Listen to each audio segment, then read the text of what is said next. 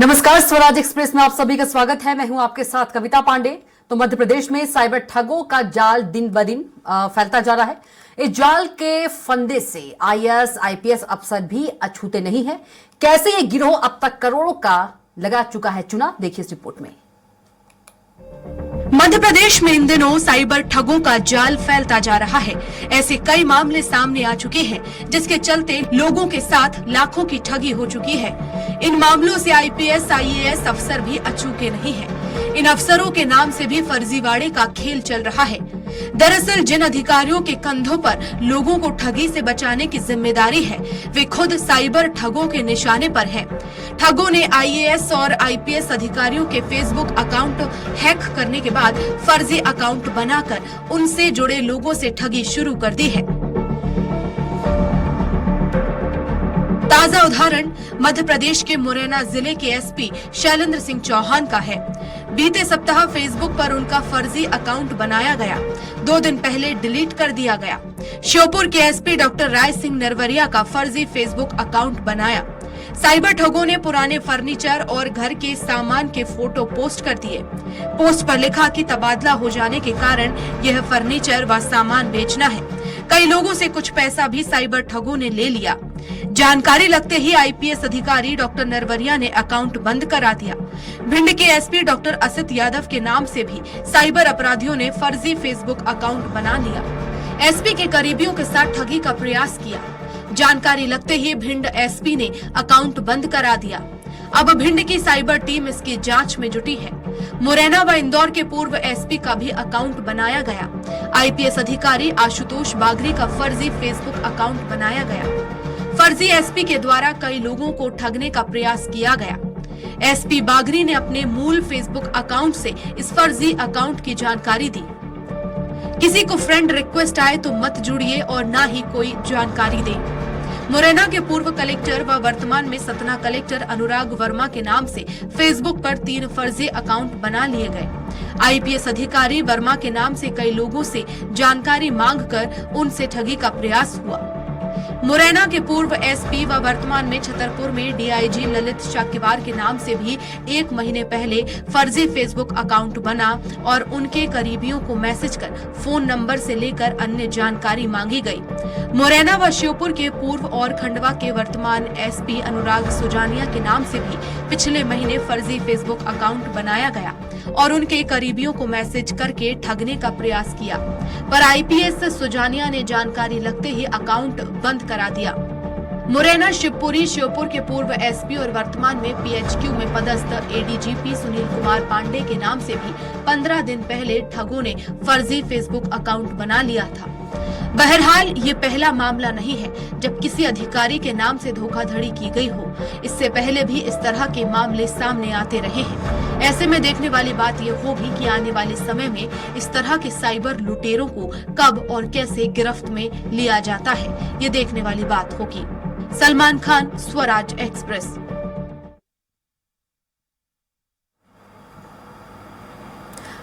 तो रिपोर्ट देखिए आपने कि कैसे साइबर जो ठगी के मामले हैं वो लगातार बढ़ते जा रहे हैं और साइबर ठगी के शिकार सिर्फ आम लोग नहीं, आईएएस अफसर, आईपीएस अफसर, ये सभी लोग हैं। और इसके मध्य प्रदेश में जो मामले हैं बहुत ज्यादा बढ़ रहे हैं और आईएएस आईपीएस अफसरों के नाम पर धोखाधड़ी हो रही है। टीआई भी लुटेरों के निशाने पर है। और इसी पर ज्यादा चर्चा के लिए हमारे साथ मौजूद हैं साइबर एक्सपर्ट आनंद शर्मा जी और साइबर एक्सपर्ट सत्येंद्र सिंह जी। और चलिए आनंद शर्मा जी से सवाल कर लेते हैं सबसे पहले। सर, यदि देखा जाए कि जो आईएएस और जो आईपीएस अधिकारी है उनके साथ भी ठगी हो रही है, तो आम लोग फिर कैसे इससे बचे?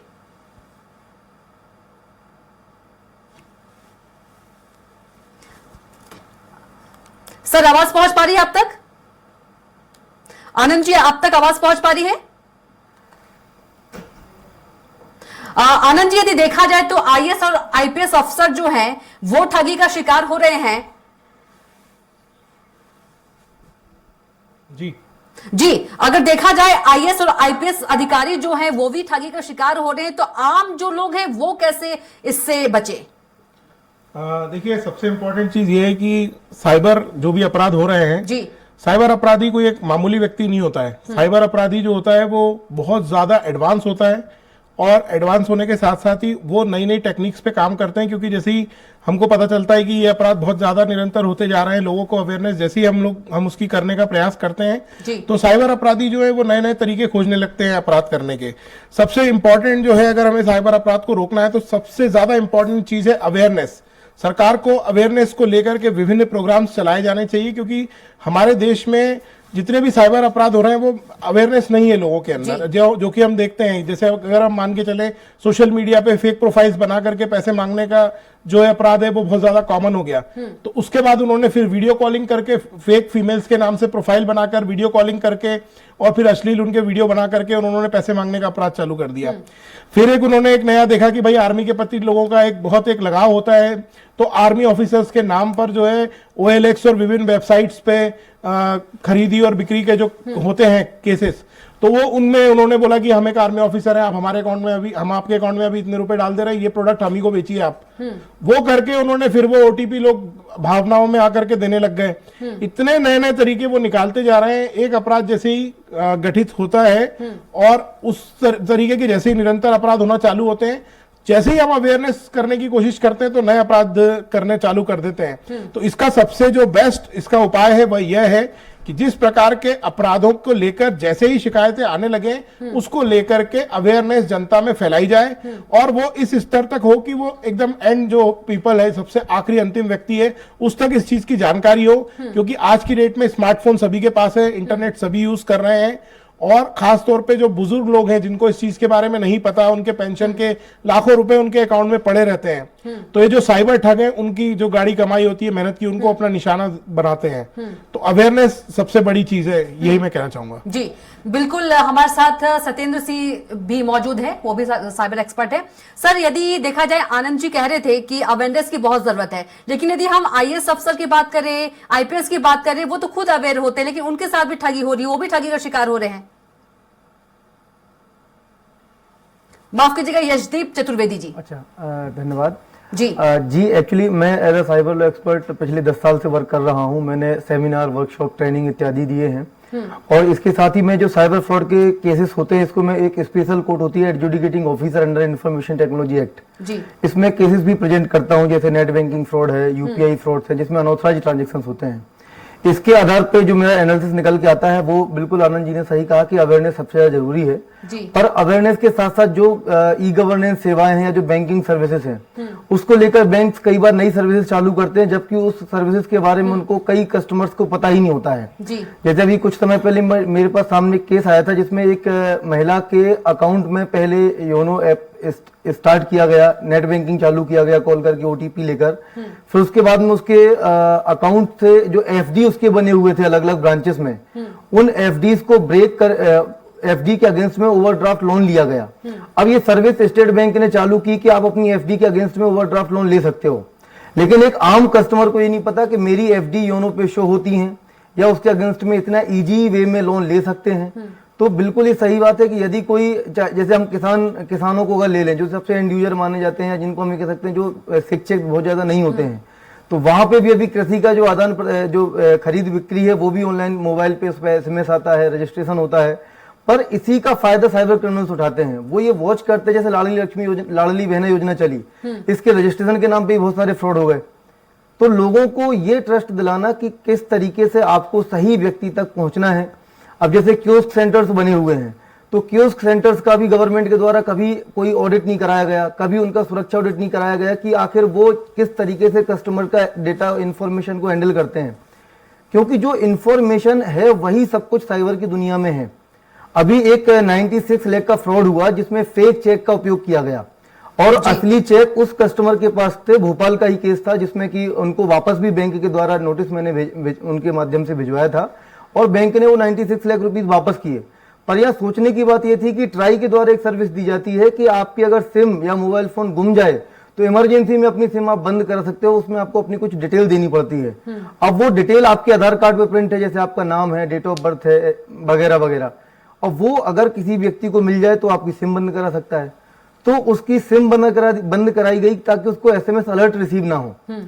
तो ऐसी अलग अलग जो सर्विसेज हैं, इनको लेकर जितना कस्टमर को अवेयर होना चाहिए उससे 10 गुना आगे जाकर साइबर क्रिमिनल्स अपने आप को अपडेट करते हैं। आम आदमी को नहीं पता कि ई सिम आपकी कन्वर्ट हो जाती है और आपकी ओरिजिनल सिम बंद हो जाती है, पर जो साइबर क्रिमिनल्स हैं वो आपकी सिम को ई सिम में कन्वर्ट कराने में सफल हो जाते हैं। तो यहाँ पर जो गवर्नमेंट की गाइडलाइंस हैं कि बायोमेट्रिक ऑथेंटिकेशन होना चाहिए, इसको लेकर भी लोगों को अवेयर होना चाहिए कि आपको अपने केवाईसी वेरिफिकेशन कैसे करना है। आपको पता होगा कि आपका आधार कार्ड जो है उसको आप आधार कार्ड की वेबसाइट पे जाकर अपनी ऑथेंटिकेशन हिस्ट्री चेक कर सकते हो कि आपके आधार कार्ड को कहां कब कब वेरीफाई किया गया है। तो आपके जो बैंक अकाउंट्स आजकल फर्जी आपके आधार कार्ड के नाम पे ओपन होते हैं, सिम कार्ड परचेस होती हैं, ये बंद हो सकते हैं।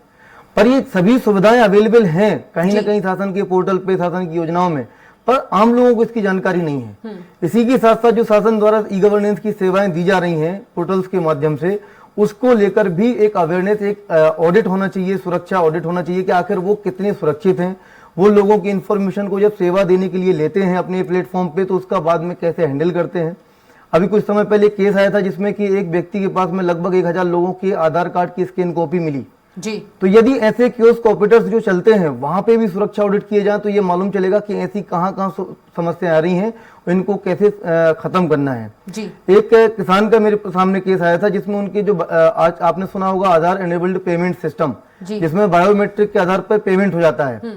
तो उस व्यक्ति से एक की जगह 3 बार उस ऑपरेटर ने स्कैन करा दिया, 1 बार का पेमेंट उसको निकाल के दे दिया और 3 बार का पेमेंट उसके पास खुद रख लिया। अब वो किसान कई बार 2 या 3 महीने बाद बैंक पासबुक अपडेट कराते हैं, एसएमएस अलर्ट नहीं रीड कर पाते हैं। तो जो एंड यूजर है उसके साथ साथ जो सिस्टम पर काम करते हैं उन लोगों को लिए भी इसको प्रशिक्षित करना बहुत आवश्यक है, तभी हम सुरक्षा को इम्प्लीमेंट कर सकते हैं। जी बिल्कुल। हमारे साथ भोपाल से संदीप जुड़ गए हैं संवाददाता, और शिवपुर से हमारे साथ संवाददाता जुड़े हैं। सबसे पहले संदीप का रुख करेंगे। संदीप, हमारे साथ 2 एक्सपर्ट हैं जो बता रहे थे कि किस तरह से जो साइबर ठगी है उससे बचा जा सकता है, सावधानी किस तरह से बरतना चाहिए। यदि भोपाल की बात करें, 2023 की बात करें, पिछले साल के कितने साइबर ठगी के मामले सामने आए हैं, कुछ आंकड़े हैं संदीप आपके पास? जी बिल्कुल, देखिए कविता, आंकड़ों की अगर बात की जाए तो दिन पे दिन जो है ऐसे मामले बढ़ते ही जा रहे हैं। कुछ मामले रजिस्टर्ड होते हैं, कुछ जो है रजिस्टर्ड हो ही नहीं पाते, क्योंकि लोग जो है साइबर ठगों के निशाने पर आकर अपना जो पैसा है वो लुटा चुके होते हैं। ऐसे में कई बार कुछ ऐसी रकम होती है जो कि लोग जग जाहिर नहीं करना चाहते।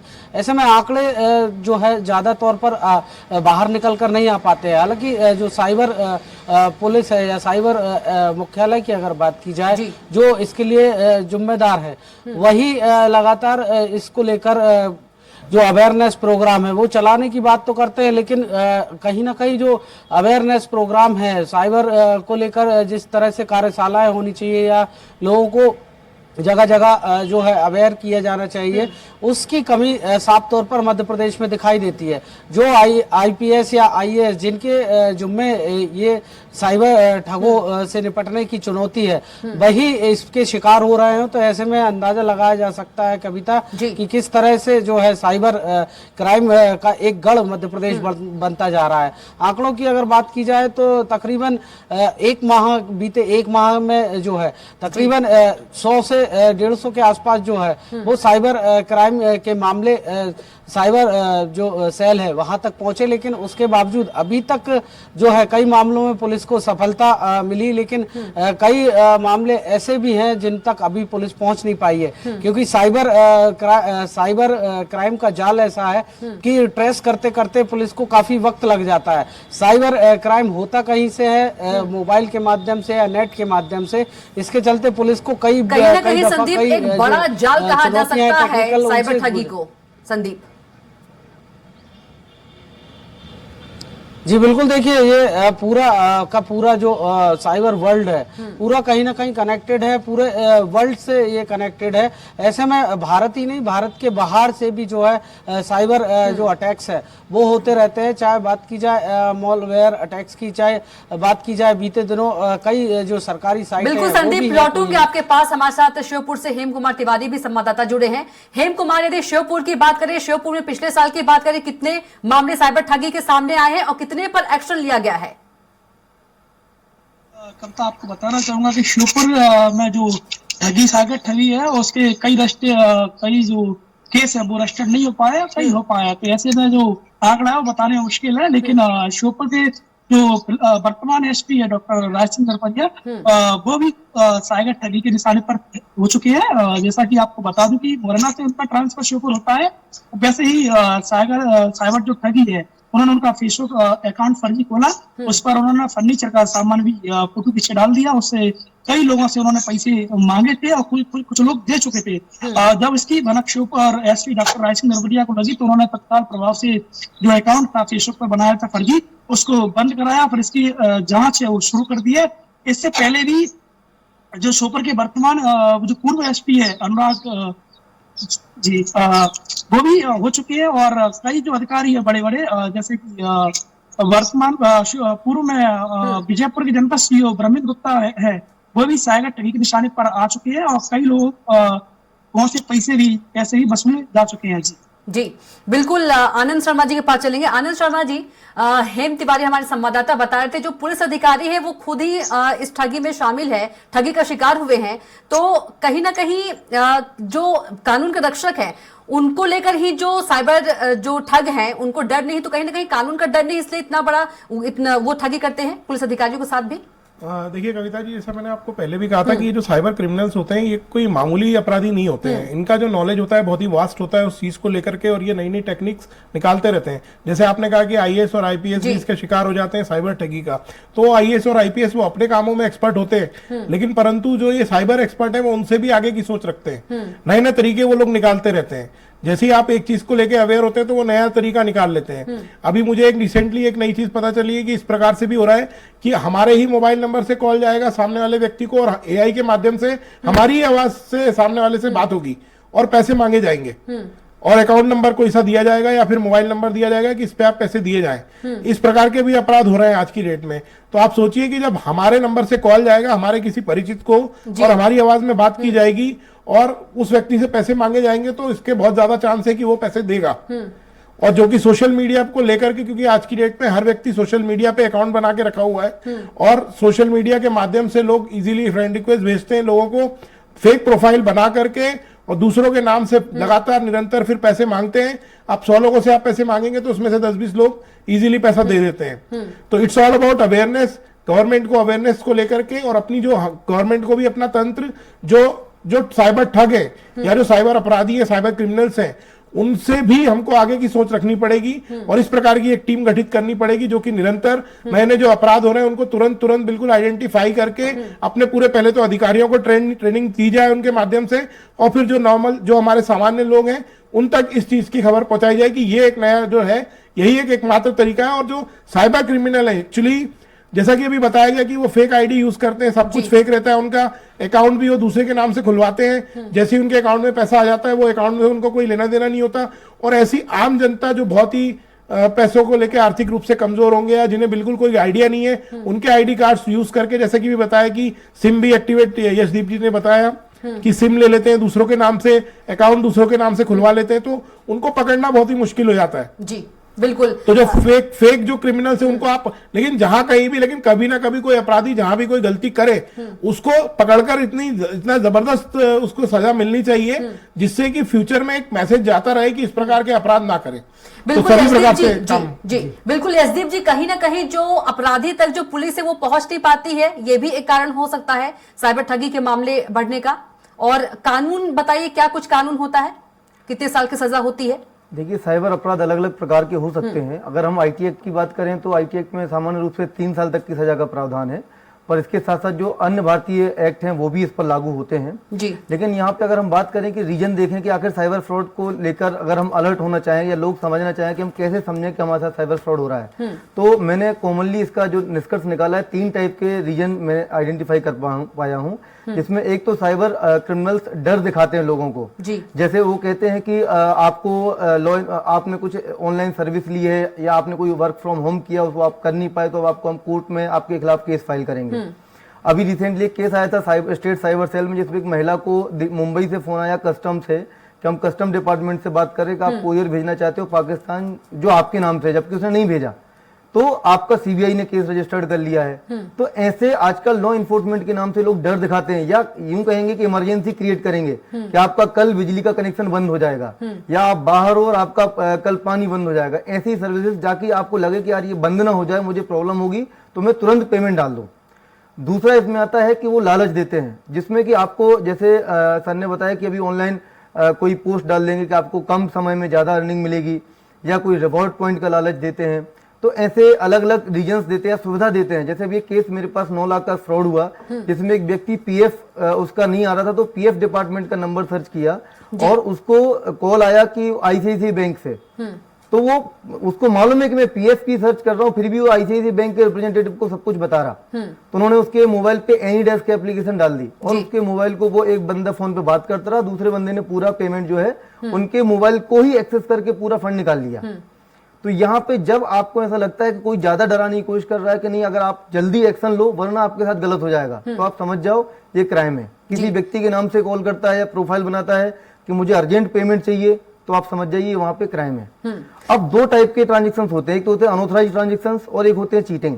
अभी जितने भी प्रकार के ट्रांजेक्शन आपने बात की है चीटिंग के हैं। यदि हम अनऑथराइज्ड ट्रांजेक्शन की बात करें तो ऐसे भी ट्रांजेक्शन होते हैं जिसमें नेट बैंकिंग से लोगों के पेमेंट ट्रांसफर हो जाते हैं, उनको पता नहीं चलता। यूपीआई के माध्यम से रुपए निकलते उनको मालूम नहीं चलता। अभी एक रिसेंटली केस था इंदौर के एक हॉस्पिटल का, जिसके 20 लाख रुपीस निकले। उनकी सिम बंद हुई शनिवार को, और मंडे को जब सिम चालू हुई तो लगभग 20 लाख रुपए निकल गए। ऐसे मेरे पास कई मामले मेरे सामने आए, और इसको लेकर अब रिकवरी कैसे हो। तो जो पुलिस है वो अपना काम करती है क्रिमिनल को अरेस्ट करने में, उनकी जो भी प्रोसीडिंग क्रिमिनल प्रोसीडिंग्स होती है, लेकिन यहाँ सबसे ज्यादा जरूरी है कि जिस व्यक्ति का अनऑथराइज्ड ट्रांजैक्शन में रुपए गया वो उसको वापस कैसे मिलेगा, who is responsible for that transaction. तो इसको लेकर आईटी एक्ट की एक विशेष कोर्ट है, the court of adjudicating officer under information technology act, जहां पर यदि आपके साथ कोई सिक्योरिटी ब्रीच होता है, आपके मोबाइल, कंप्यूटर या इंटरनेट या अन्य ऑनलाइन अकाउंट को कोई एक्सेस करता है अनऑथराइजिंगली और ट्रांजैक्शन करता है, तो उसका केस आप वहां फाइल कर सकते हो। और जो केस में अभी आपसे डिस्कस कर रहा हूं, ये लगभग दिसंबर 2022 में हुआ था, 20 लाख का फ्रॉड हुआ था, जिसको लेकर अभी जो एमपी में जो प्रिंसिपल सेक्रेटरी हैं श्री निकुंज श्रीवास्तव सर, उनकी कोर्ट से ऑर्डर हुआ है, जिसमें 20 lakh rupees plus compound interest के साथ कोर्ट ने बैंक को, जो बैंक और टेलीकॉम कंपनीज जिनकी रिस्पॉन्सिबिलिटी थी उस बैंक को सिम को सुरक्षित करने की, तो टेलीकॉम कंपनी को पे करने बोला है। ये रिसेंटली लगभग 15 दिन पहले ऑर्डर हुआ। इसी प्रकार के और भी ऑर्डर्स हुए हैं। तो लोगों को यह समझना भी जरूरी है कि ऐसे प्लेटफॉर्म्स हैं, यदि आप अप्रोच करते हो तो आपको जो पुलिस इन्वेस्टिगेशन करती है वो एक अलग पार्ट है, पर यदि आपका कोई इन्वॉल्वमेंट नहीं था, आपने खुद किसी को रुपए नहीं डाले, चीटिंग नहीं आपके साथ हुई है, और वो अमाउंट आपके सुरक्षा उल्लंघन आपके अकाउंट में या एटीएम क्लोनिंग जैसे एक होता है, इसके भी बहुत सारे केसेस आ चुके हैं, अगर ऐसे ट्रांसफर हुआ है तो आप इस सिविल कोर्ट में जाकर भी, फास्ट ट्रैक कोर्ट होती है, 6 मंथ में वहां से डिसीजन होने का प्रावधान है, तो वहां से भी आप रिकवरी कर सकते हो। जी यशदीप जी, कहीं ना कहीं जो ऑनलाइन बैंकिंग है वो भी सुरक्षित नहीं कहा जा सकता है? बिल्कुल, मैं यूं कहूंगा कि सुरक्षित है, पर कई बार इसमें भी अगर सुरक्षा ऑडिट या इनकी आंतरिक मूल्यांकन नहीं हो, तो अभी जैसे एक मैंने आपको केस बताया, तो एक केस ऐसा भी था जिसमें कि अभी एक आरबीआई ने नया सुरक्षा नियम बनाया है, सिम माइंडिंग फीचर जिसको कहते हैं। मतलब जिस मोबाइल में रजिस्टर्ड सिम जो आपके खाते में होगी, वो जिस मोबाइल में होगी उसी मोबाइल में आपका यूपीआई चलेगा, उसी मोबाइल में आपका योनो चलेगा।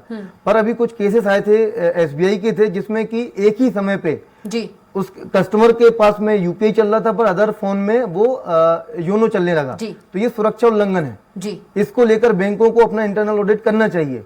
तो ऐसा नहीं है, कई बार सुरक्षा उल्लंघन भी होते हैं, अकाउंट हैक्स भी होते हैं, पर वो केस टू केस डिपेंड करता है। पर अगर कस्टमर अवेयर है, उसके साथ कुछ गलत हुआ है, उसको लग रहा है कि मैंने कोई क्रेडेंशियल शेयर नहीं किया, मैंने कभी अपनी सिम बंद करने के लिए रिक्वेस्ट नहीं करी, फिर भी मेरे साथ फ्रॉड हुआ, तो बिल्कुल इस टाइप के प्लेटफॉर्म पे जाकर शिकायत कर सकते हैं, और उनके लिए उनका समाधान, उनका जो नुकसान की है भरपाई हो जाएगी। बिल्कुल। आनंद शर्मा जी, यदि बात करें जो साइबर ठग है, जिनका एक समूह है, ग्रुप है, क्या ये ज्यादातर इंडिया के बाहर के होते हैं?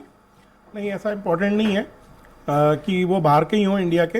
इंडिया के अंदर भी काफी ये इंडिया के अंदर के लोग भी हैं जो बहुत ज्यादा हैं। बाहर तो बहुत मतलब जो बाहर के लोग हैं वो अपने आप को काफी सेफ फील करते हैं। इस प्रकार के भी पूर्व में कई मामले आए जो कि बाहर बैठ करके यहाँ पर उन्होंने इंडिया में अपराध कारित किए हैं। परंतु इसको लेकर एक मूवी भी बनी थी जमताड़ा, आप लोगों ने अगर देखी हो, वो उसमें बहुत सारी चीजें इस प्रकार की दिखाई है कि एक पूरा विलेज ही ऐसा है जहाँ पर इस प्रकार की साइबर ठगी कर रहे हैं। छोटे छोटे बच्चे जो कि बहुत ज्यादा पढ़े लिखे भी नहीं है, परंतु उन्होंने ये साइबर क्राइम करने का जो है तरीका खोज लिया है, और इतने सारे मोबाइल अलग अलग तरीके के और अलग अलग तरीके की सिम, और जो बिल्कुल ही जो लोग जिनके बारे में जिनको कुछ बिल्कुल भी ज्ञान नहीं है, उनके नाम पर सिम अलॉट करा लिए, उनके नाम पे अकाउंट्स खुलवा लिए, पैसे निकालेंगे वही व्यक्ति, लेकिन वो निकाल करके उनको दे देंगे, हैंड ओवर कर देंगे। तो ये जो इस प्रकार के क्रिमिनल है, इनको पकड़ना काफी मुश्किल है। और दूसरी चीज, इसी का फायदा उठाते हैं, इसका फायदा उठाते हैं, और जब अपराध कारित हो जाता है तो इंसान इतना ज्यादा डिमोरलाइज हो जाता है, क्योंकि बहुत कम परसेंटेज है ऐसे जिनको पैसे मिले हैं रिफंड।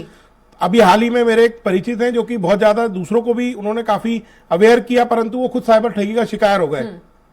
उनके मैटर में ये हुआ कि उनका एक छोटा सा कुछ प्रोडक्ट था जो कि लगभग उनका 18,000 का अमाउंट था, और वो उसको ऑनलाइन बेचना चाह मतलब रहे थे। कितने शातिर होते हैं कि अवेयरनेस का भी कोई काम नहीं आ रहा है। बिल्कुल, जो अवेयर करते हैं लोगों को, उनको खुद भी ही शिकार हो रहे हैं। खुद ही शिकार वो इस प्रकार से हो गए कि 18,000 का कुछ अमाउंट था, उन्होंने OLX पे डाला, और वहां से उन्होंने यही कहा कि भाई हम जो है वही आर्मी ऑफिसर वाली बात करी कि आर्मी में है और ये आपका प्रोडक्ट हमको पसंद है, आपको हम दे रहे हैं, आपको पहले 5 रुपए ट्रांसफर कर रहे हैं, आपके पास एक OTP आएगा, आपको पैसा मिल जाएगा। जैसे ही उन्होंने डाला तो फट से जो है उनके अकाउंट से 18,000 रुपए इधर ट्रांसफर हो गए।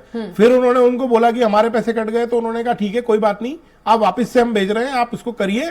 और तो क्या कुछ कार्रवाई हुई जो आप अपने फ्रेंड की बात बता रहे हैं? नहीं, उन्होंने कंप्लेंट कर दी, अभी तक टिल नाउ, ये 2-3 दिन पुराना ही मामला है, अभी इसमें कोई किसी प्रकार की कार्रवाई नहीं हुई है। एक मैं मामला और शेयर करना चाहूंगा। एक हमारे परिचित जिनका की क्रेडिट कार्ड उन्होंने खरीदा, और क्रेडिट कार्ड लेने के बाद उन्होंने जो है उसको एक्टिवेट करने के लिए नेट पे कुछ सर्च किया कि how to activate credit card, इस टाइप से उनके पास एक कॉल आया कि आपको एक्टिवेट ऐसे ऐसे करना है, ये ऐप आप डाउनलोड कर लीजिए। और उनका जो है पूरे मोबाइल का क्लोन, जैसे उन्होंने ऐप डाउनलोड किया पूरा क्लोन बन गया, और फिर उनके पास मैसेज आने लगे तुरंत कि आपके जो है क्रेडिट कार्ड से 10,000 20,000 ऐसे कर करके उनका जो लिमिट थी 1,80,000 की, उससे भी अधिक 1,90,000 उनके क्रेडिट कार्ड से जो है की शॉपिंग हो गई है, जो भी उन्होंने किया उसका व्यय। तो वो उस चीज को लेकर भी उन्होंने कंप्लेंट करी, बट उसका अभी तक उसका भी कुछ नहीं हो पाया। तो लोगों के अंदर एक थोड़ी हताशा भी है कि कंप्लेंट तुरंत करने के बाद भी पैसा नहीं मिल पाया, बट जैसे यशदीप जी ने बताया कि कुछ लोगों को मिला है, और जैसे ऑर्डर हुए हैं, तो आनंद जी समय का अभाव है, इसलिए यहीं पर रोकना पड़ेगा चर्चा को। आनंद जी आपका बहुत धन्यवाद चर्चा में शामिल होने के लिए, और यशदीप चतुर्वेदी जी आपका बहुत धन्यवाद, और तमाम जानकारी के लिए कुमार संदीप आपका बहुत धन्यवाद, और हेम कुमार तिवारी जी आपका बहुत धन्यवाद। और इसी के साथ खास पेशकश में इतना ही। आप देखते रहिए स्वराज एक्सप्रेस। नमस्कार।